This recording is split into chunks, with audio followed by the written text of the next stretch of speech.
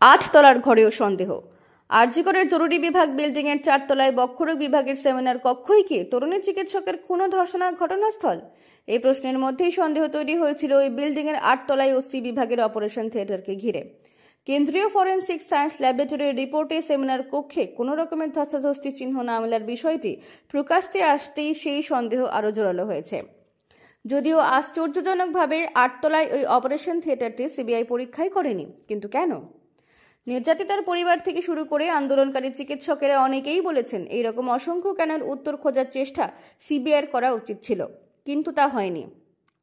CFSL এর রিপোর্টে নিরিখে পুলিশের সিজার লিস্টেও বেশ কিছু অসঙ্গতি দেখা যাচ্ছে। সেটারও কারণ স্পষ্ট হচ্ছে না। তাদের আরও দাবি, সাধারণভাবেই বোঝা যাচ্ছে অনেক কিছুই পরিকল্পিত বা সাজানো হয়েছে।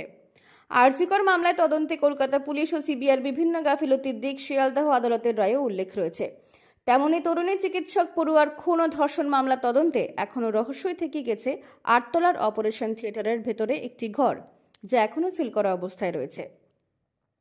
সূত্রের খবর, 9 আগস্ট ঘটনার দিন কয়েক পরে অস্থি বিভাগের অপারেশন থিয়েটারের ভেতরে ওই ঘরে গিয়েছিলেন হাসপাতালের কয়েকজন কর্মী, কারণ সেখানে আর্থ্রোস্কোপি যন্ত্র সহ আরও বিশেষ কিছু যন্ত্র রয়েছে।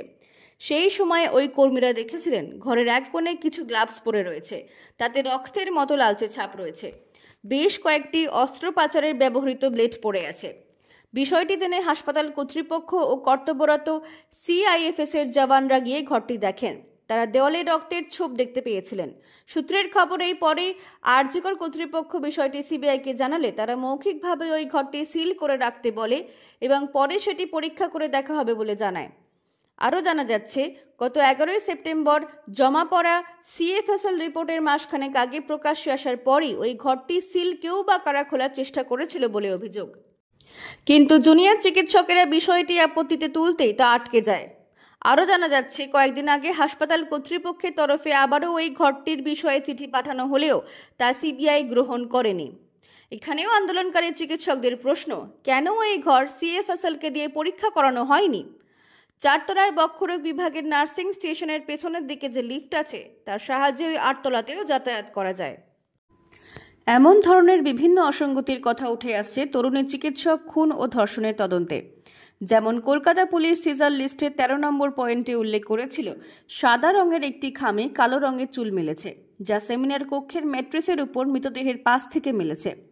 একইভাবে সিজার লিস্টের 15 নম্বর পয়েন্টে পুলিশ লিখেছিল, কালো ও নীল রঙের একটি ইয়ারফোন মিলেছে তরুণী চিকিৎসকের যে দেহ ম্যাট্রেসের উপরে ছিল তার নিচ থেকে। আবার ঘটনার পরে রাজ্য ফরেন্সিক দলের প্রতিনিধিরা দাবি করেছিলেন মৃতদেহ সরিয়ে নেওয়ার পরে তার পিঠের তলা থেকে চশমার ভাঙা কাছের অংশ উদ্ধার হয়েছে।